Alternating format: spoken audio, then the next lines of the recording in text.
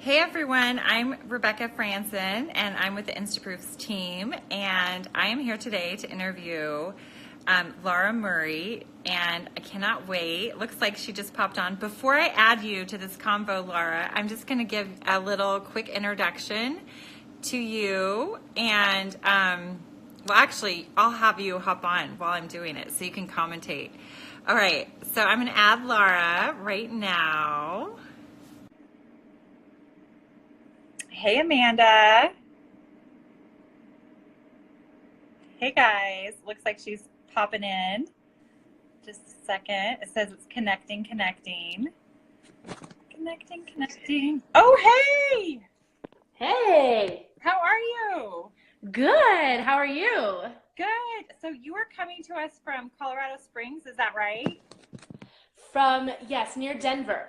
And for Oh, some cool. reason, maybe I need earbuds. I can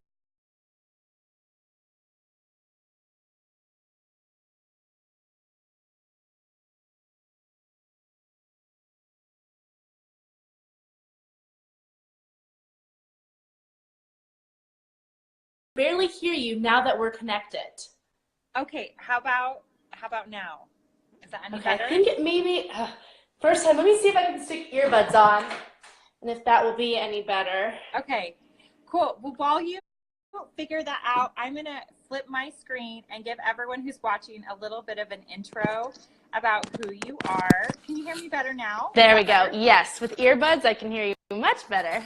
There we go. Awesome. Okay, I'm going to flip the screen around and show your Instagram account and also your website really quick to give people who aren't familiar with your work a little preview of your amazingness. Okay, so I'm going to flip this around. Come on. There we go. Okay, so this is Laura's Instagram account. I love what you have in your bio. I believe in the power of dreaming big, loving unconditionally, and living in the here and now. Named top photographer by Martha Stewart Weddings. Awesome, awesome. And I just have to say,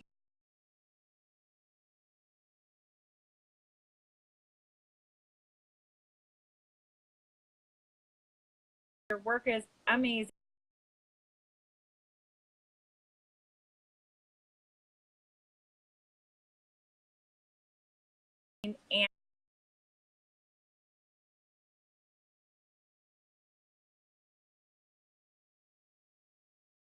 And one of my very favorite shots from your feed is this one right here. And I've got to know the story here. It's just amazing.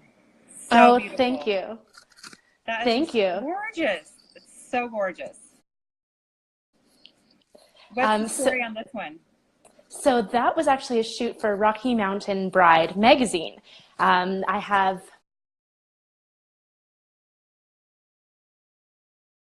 a good connection with the girls over there that run the magazine, and they asked me and a wedding planner and a florist, and we created a team to do a shoot for the magazine. So that shoot is actually going to be coming out in the winter issue. And Wow. we went to Aspen, top of a mountain. That was really the vision, was we wanted it to be something that felt grand, majestic. And our model, she was a wonderful model, and it was her real life boyfriend. They are not engaged, but I hope they get engaged soon because Oh, they were too cute yes. together.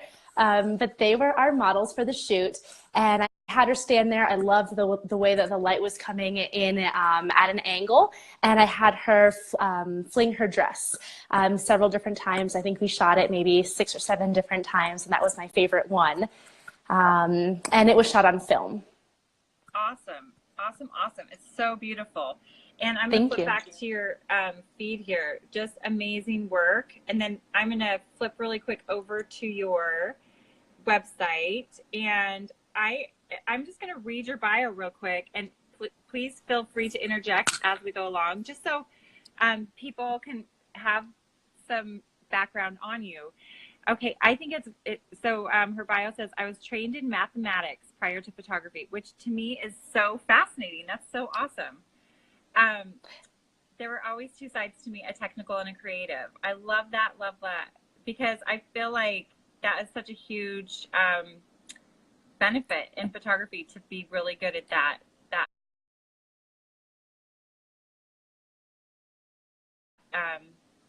technical side. That's so awesome.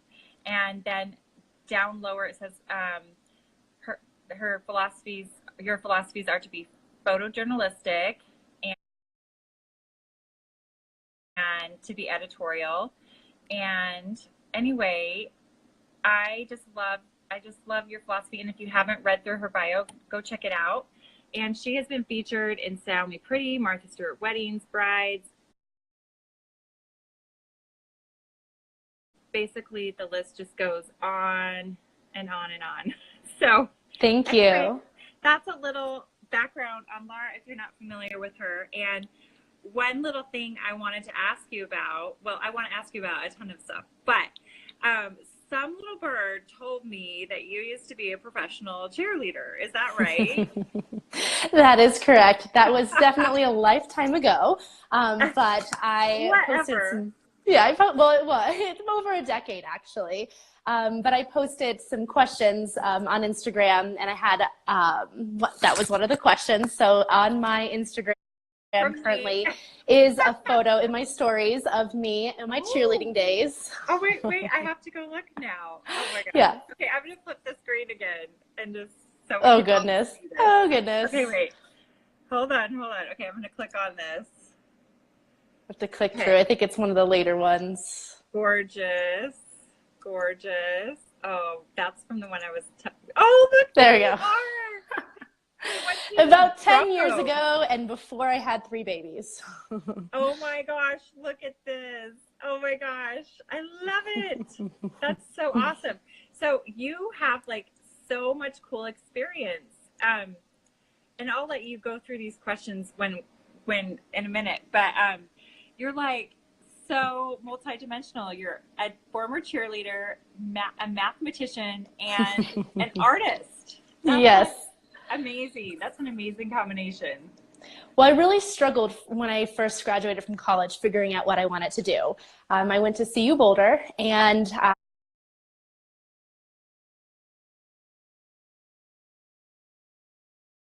I had this idea of going to work for a big corporation, climbing up the ranks. I really wanted to be in management, but I wanted to do something technical. I started with internships. I did an actuarial internship. I also worked for a telecommunications company. I did consulting. So I worked in a wide variety of things, and nothing quite felt right. And actually my mentor, he said, you are a really difficult one to figure out, because you have different strengths, but nothing seems like an obvious fit.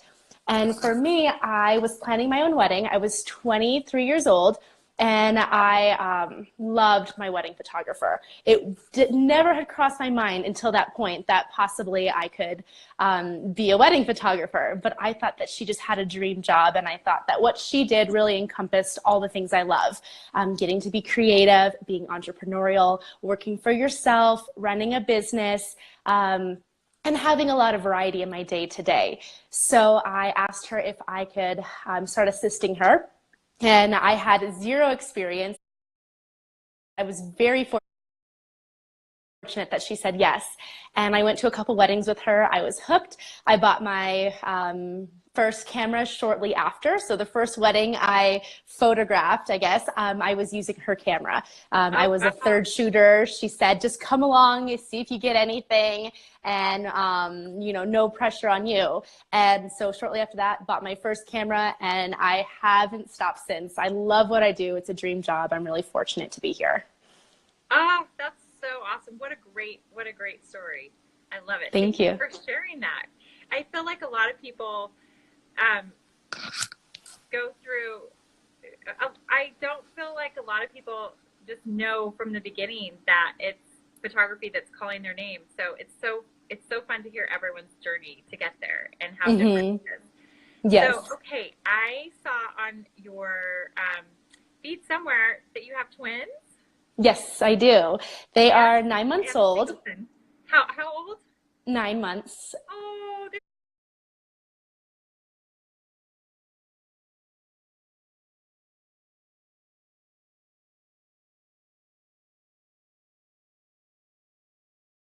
babies. Oh. Yes, and then I have a 3-year-old as well. So life is busy here. Oh wait, here's a picture of all of you. I think is the third picture on your feed? Is this you I and your think kid? so. Okay, Yes. hold on. I'm Yeah. gonna flip it around again so everyone can see your darling family. Oh, look at your cute family. There's us. And that was Oh, taken by my friend Cassidy Brooke. oh, that's so cute. Oh my gosh, they are adorable. What an adorable family. So Thank you.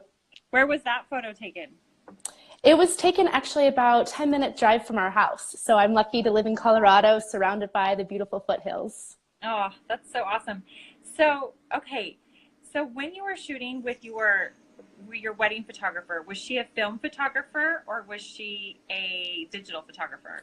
She was a digital photographer, and this was actually over 10 years ago. Actually, yes, I got married, yeah, exactly 10 years ago in August 16th was our wedding anniversary. Oh, And happy anniversary.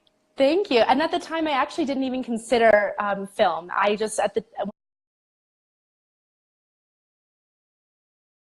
when I first got into photography, I thought, digital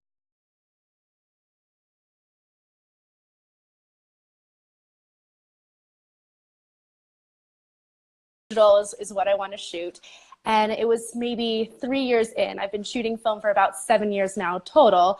3 years into my business.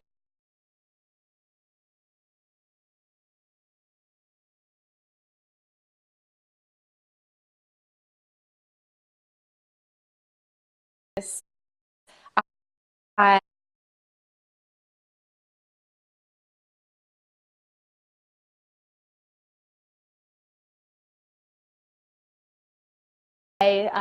noticed that a lot of the images that I loved, all the images I was drawn to were shot on film. And that's when I made the switch. I did it very gradually, and I still do shoot hybrid. So I do bring and have and use my digital camera, but I love film for the quality of images I get from it. Gosh, I keep, most of the people I interview for Instaproofs are film shooters. Mm-hmm. And I learned on film myself, like back in the day before digital. And, I learned how to develop film in the dark room and all that stuff. And then digital came along and it was really hard for me to switch over. I thought, oh, it should be easy, but it really wasn't. And I think that has kind of made me like resist shooting film again. But Mm-hmm. after talking to so many film photographers through Instaproofs interviews, I'm like, I need to dust off my film cameras and just do it. Mm-hmm. But yes, absolutely. So everyone describes it as like, it's just magic. It's just magic. So Mm-hmm. anyway, now how do you approach the hybrid? Are you shooting certain parts of it digital, certain parts of it film? Mm-hmm. How do you approach that?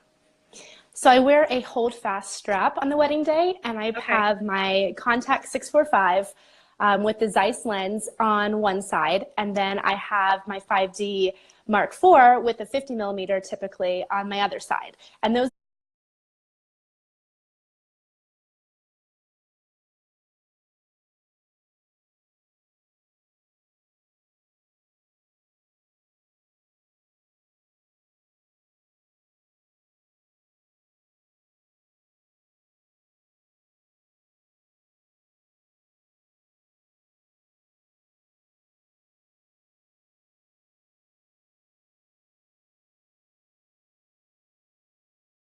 what I typically have on me on the wedding day.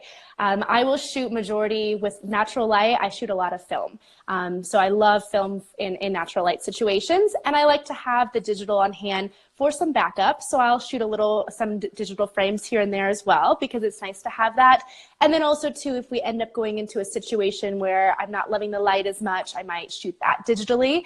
And also if something really quick happens, I'll bounce back and forth between the two.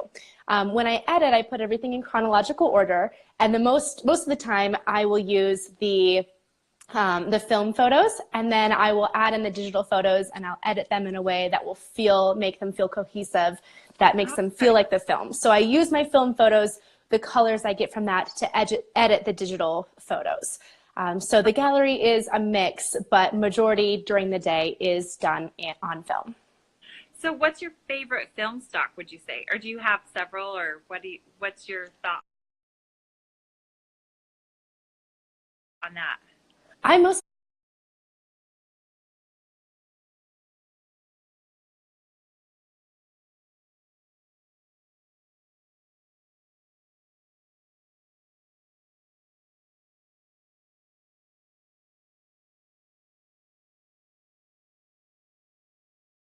use Portra 400, Fuji 400H, what did I say that? And Portra 800. Those are the two that I use. So Fuji, I use the 400 speed outside, great natural light. If things are a little bit lower light, I'll put in the Portra 800 to get an extra stop for light. And then in dark, dim lit reception rooms, I actually use the Fuji 400H on a tripod, and I do long exposures. So I will still use the 400 speed, but sometimes I'll do a 1 second exposure on a tripod in lower lit reception rooms. So like when you're doing a 1 second exposure, like what are you shooting? Are you shooting the dance floor? Are you telling is it a post one where you're telling the person to stand really still, or how does that work? That's a great question. Details. So flowers, okay. Tables, things that don't move. And then I will use a video light with film for dance floor moving things.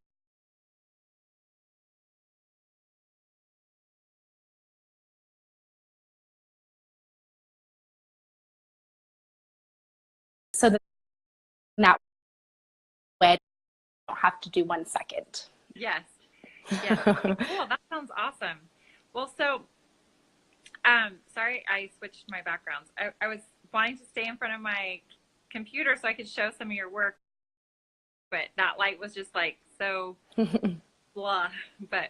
And in the background, you can see my poor dog. He has the cone of shame on. Can you see him back there? Oh, yes, I can see him. He just got neutered yesterday. So. Oh, poor guy. But anyway, so let's see. I'm trying to think of what questions I saw that yesterday you had on your stories, which I thought this was a brilliant idea. You asked your followers to ask you questions that you could talk about in the interview. Do you want to talk about any of those? In. Oh wait, you froze for a second. Yeah, sorry, somebody started calling in. So questions that I had gotten. One of them was about how to appeal to and how to draw in a high-end clientele. And my response to that is to create a high-end experience. So you need to start with that. Think about what things you can do to distinguish yourself, to make you unique from everybody else. A question that I recently came across that I always think about was from Seth Godin, and he said, what would you do if you had to charge twice as much as your competition? So that eliminates competing with price. What would you do with your services, your offerings, your product to make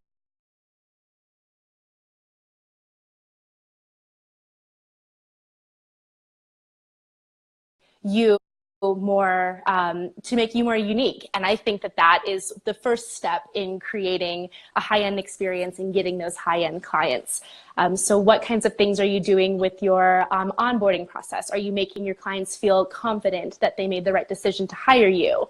Are you giving them surprises throughout that really create this wow experience. What sort of product are you delivering? Are you meeting their expectations, or are you exceeding them? And that's something that I always strive to do, is think about ways that I can exceed my clients' expectations. For that reason, I don't want to take on too many clients. I'm keeping my number around 15 right now, because I want to create that wow experience. So I'm looking more for quality versus quantity.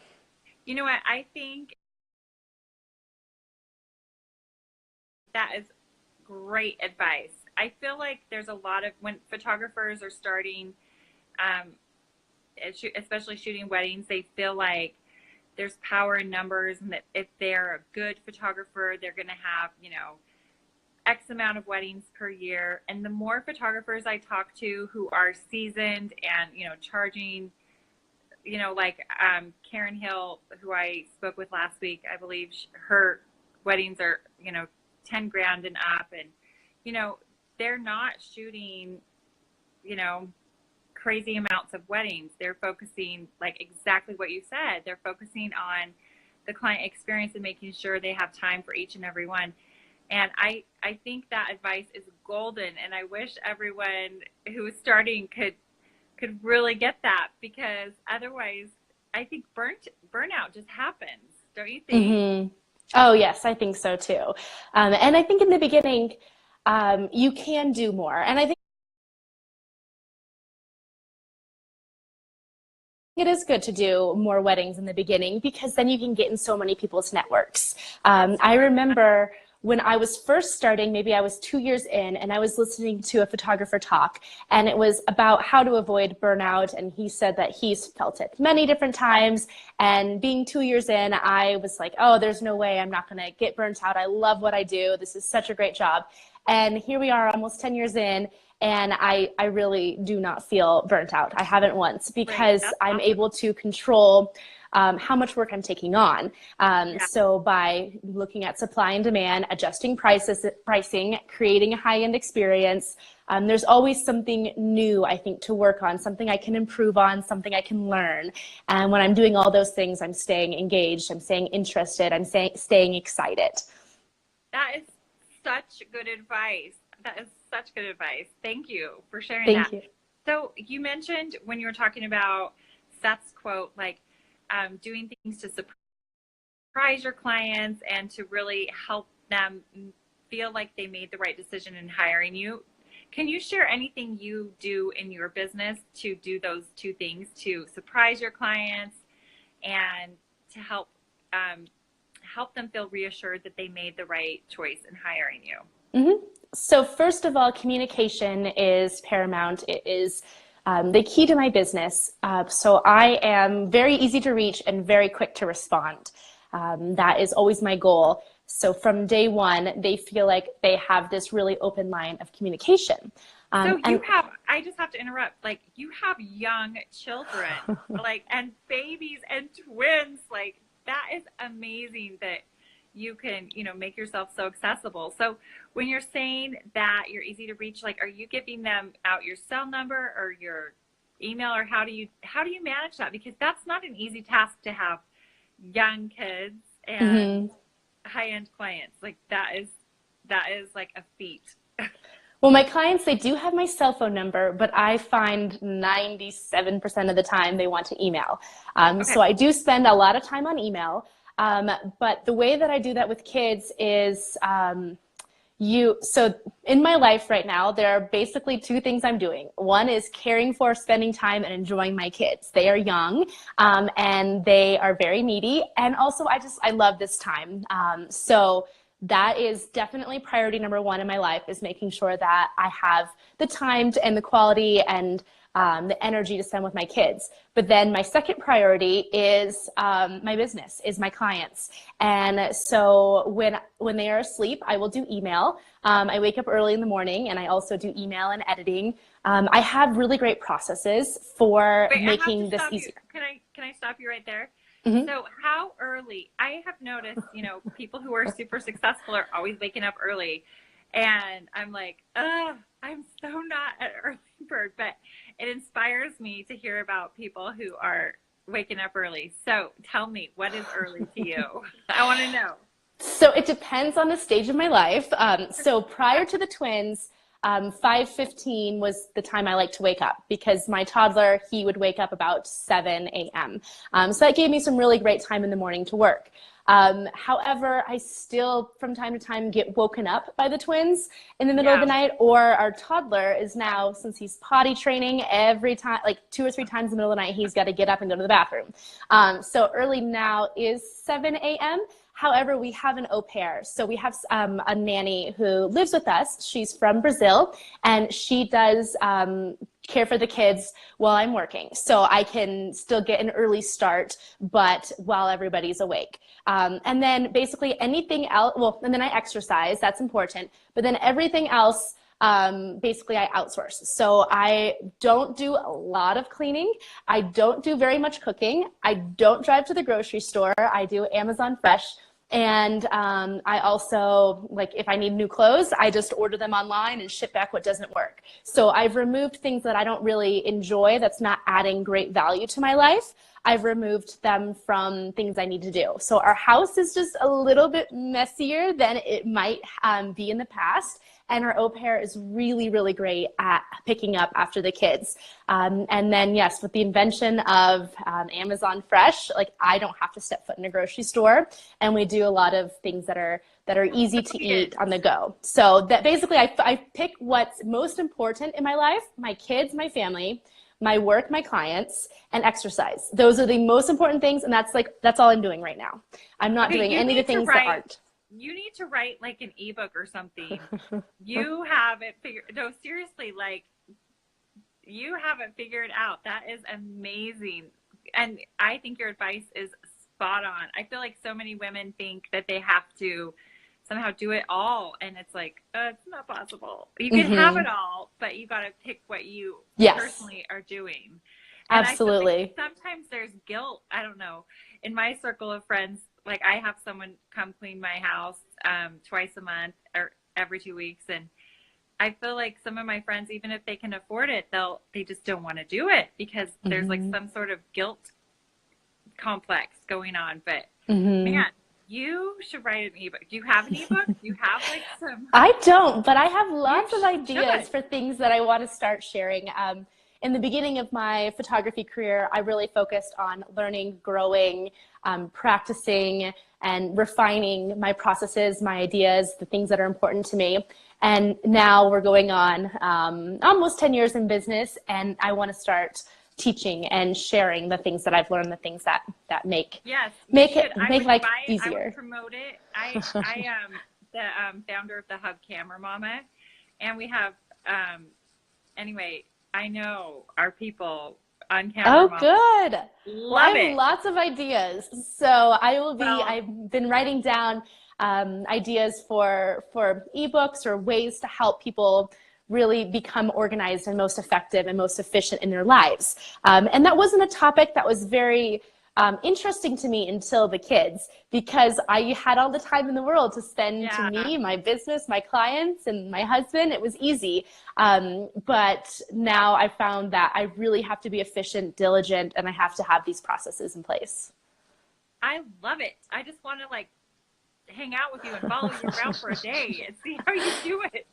Because seriously, 9-month-old twins and a toddler, like, you are amazing. That is well, amazing. I have a lot of help. That you can't do that without having help. You have to, that's the thing that you have to realize, is you have to say, I can't do everything. I need help.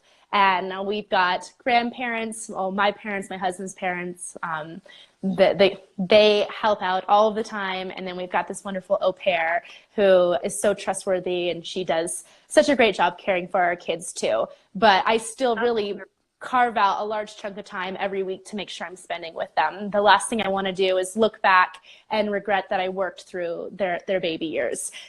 So I feel like I've really got a good balance now. That's awesome.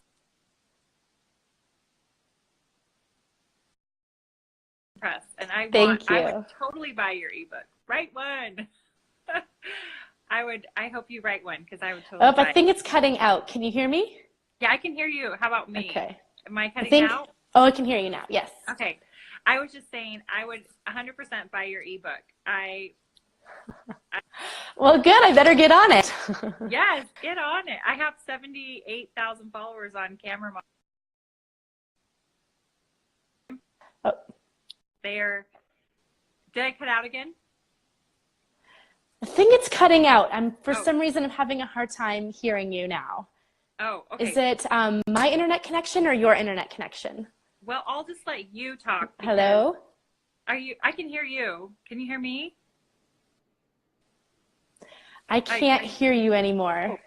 Okay. Okay, we need our viewers to help us out. Can you guys comment and let us know if you can hear me or Laura? If you can't hear me? I wonder if it's I can hear you now. I wonder if it's my internet. Oh, you've got to love technology. It's great, yes, but technology. Until it's not. Well, tell us a little bit about your experience. Okay, maybe it's me because everyone can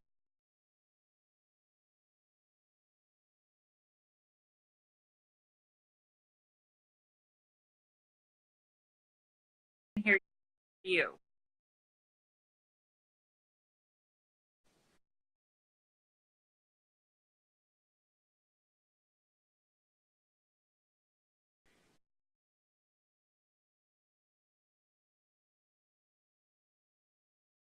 So you just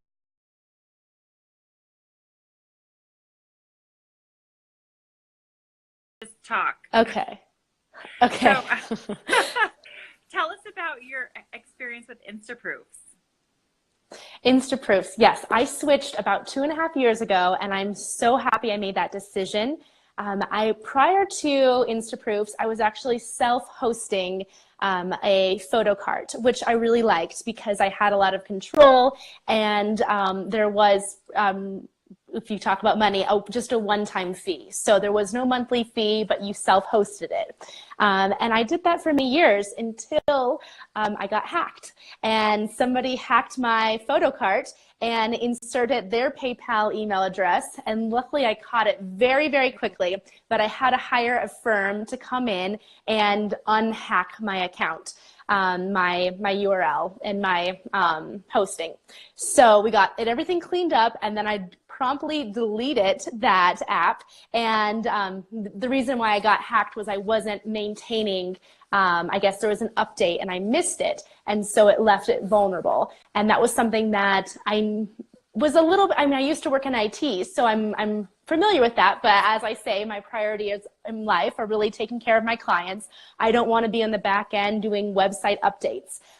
So I missed it, and no one got any information given away to India. That was where the hack came from. So we were good to go, but I just thought, gosh, this could go really bad really quick. Yeah. So I want to get somebody that I feel is trusted. I will happily pay that monthly fee to have it all taken care of, and then I can just get back to focusing on what I love to do, which is taking care of my clients, which is giving them their photos, giving it on a beautiful platform, and that's when I switched. So, and I also noticed very quickly that I started getting more print sales. I don't know that what exactly it was. I should have pulled my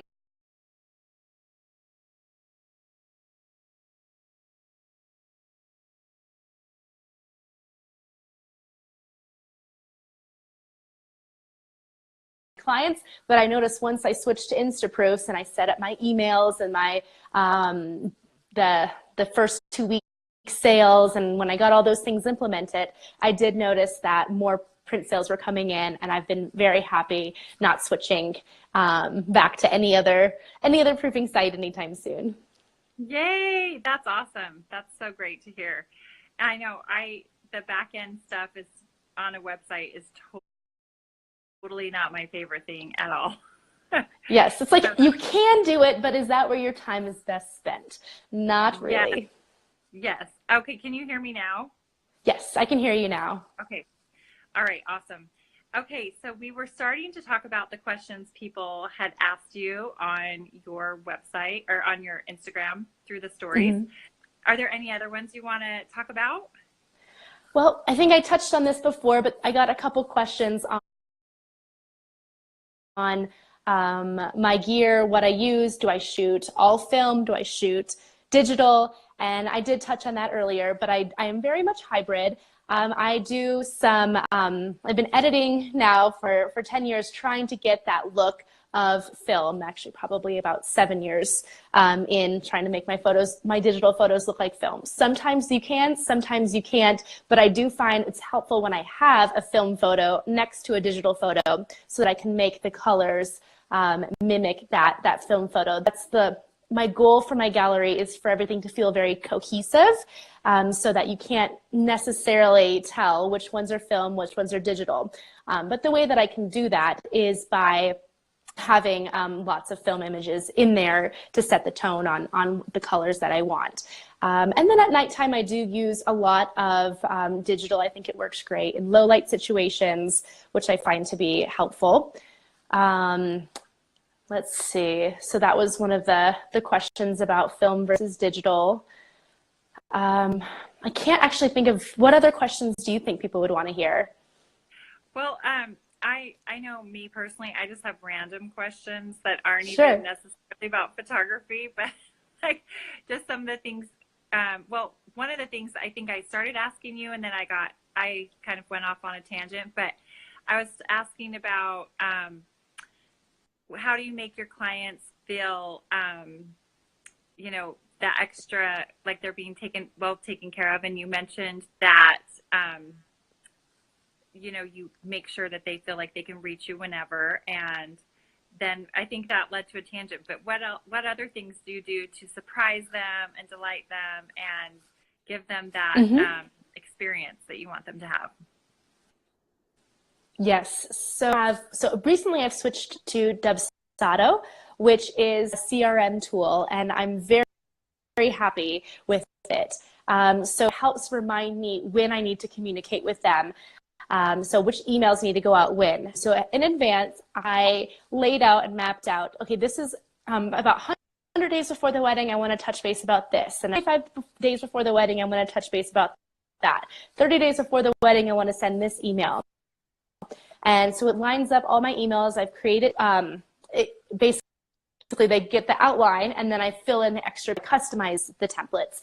I don't like sending just templates out to clients because I feel like it can feel not personalized. So I have the template, it gets pulled up, and then I make my adjustments and my edits, and then send. And that's what I do to keep the communication rolling. Sometimes you can go many, many months without talking with your clients. So I like to have the little reminders to touch base. It's been a while, let me send this email, see how they're doing.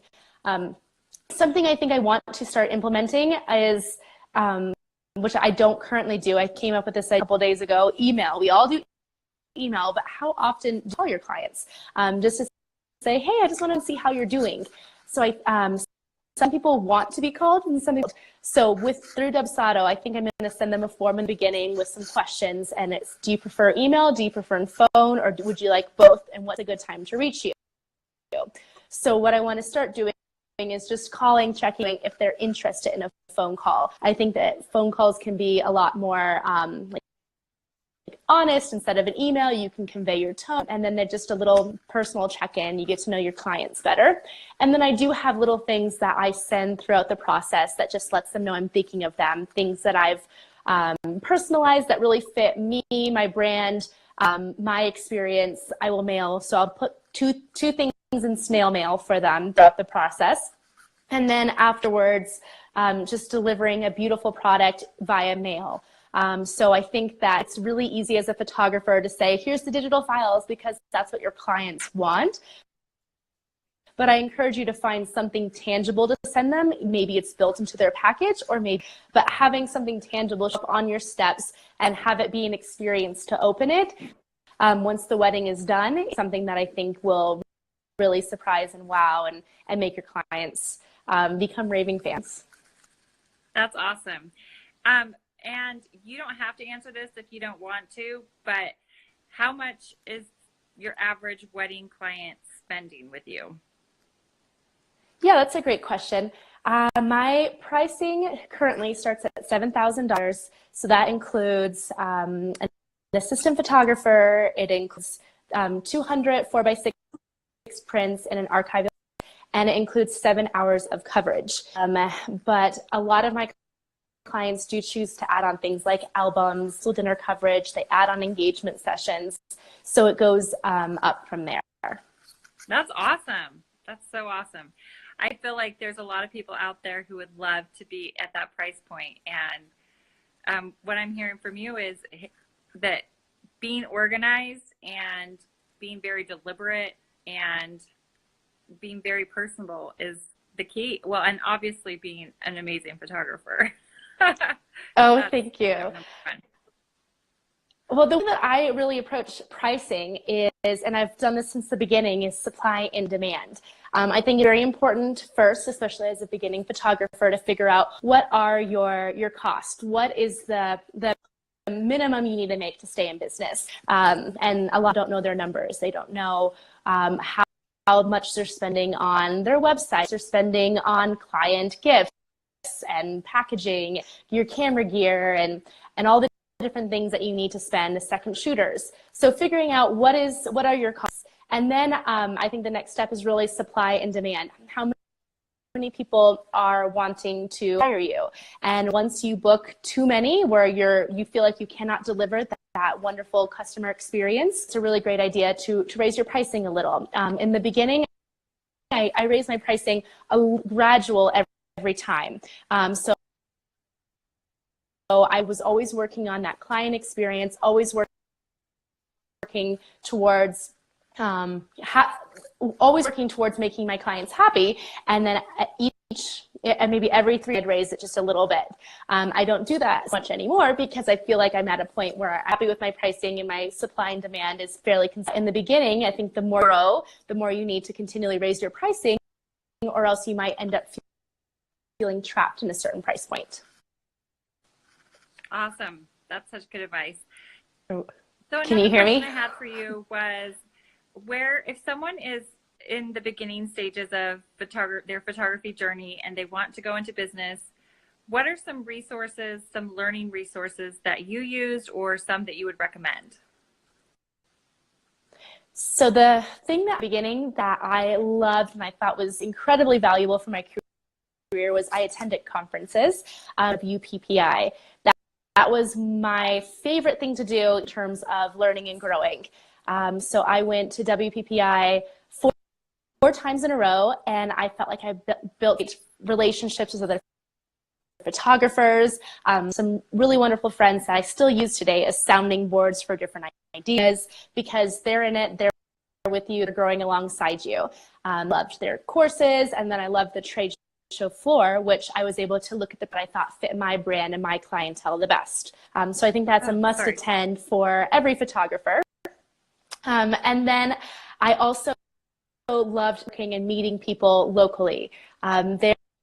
There was a group called Mile High Photographers, no more. They made wonderful friends through that, and actually MIC is on here. Hi, Sarah. So it's been since we first became friends at Mile High Photography, and so locally, going to as many things in person that you can. I think you'd be surprised by how many people, opportunities there are locally to you to connect with other photographers, connect with people that are doing the same things in the same path as you, and you can grow together. Awesome advice.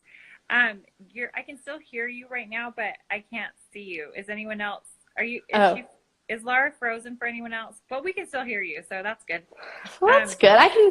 Goodness, Instagram is not so easy. Well, the split screen is kind of hit or miss, but you know what? I feel like whether it's bad or good reception, just being able to see your face and hear your voice, even if it's intermittent, it's just totally different than reading just an article on paper. It's so fun. Mm-hmm. I love it. Yes, I think so too. It's my first one, so I haven't done the Instagram Live yet, so I'm learning things right now.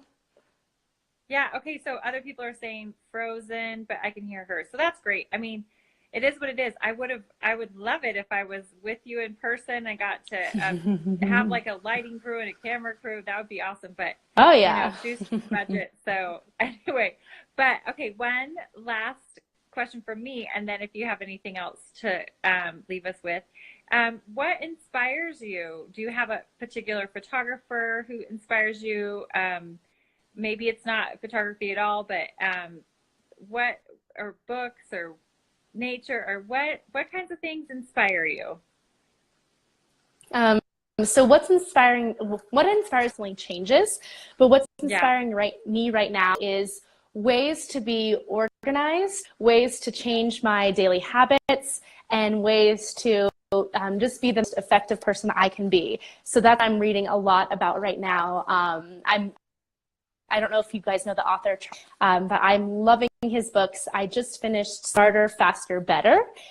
And it was a great book about to do things essentially smarter, faster, better, but it was backed with science and lots of stories that you can take and think about and apply to your own life. And then I'm currently rereading The Power of Habit. So I'm really inspired by what habits can we do day to day to bring us success. And there's a quote that I love by John Maxwell, and it says, "You will never change your life until you change something that you do. The secret of success is found in our daily routines." So that's really what I've been thinking about a lot lately. And I'm also inspired by analog. I love film, but then also we have all of these systems online to make us productive, to make us effective. But I keep going back to writing things down on pen and paper, writing down your goals, writing down your dreams. And I don't think we'll ever be better. I don't think that anything will ever be better than just having your pen and paper and dreaming and doing and creating. That's what I'm inspired by right now. That's awesome. I love it. You have such great advice, such good nuggets of wisdom. I mean, I am so glad I got the chance to talk to you. Is there anything else you want to share before we sign off? I think that we've pretty much covered lots of things that I had in mind to talk about. I really enjoyed getting to connect with you here on my first Instagram Live, and very big fan of Instaproofs.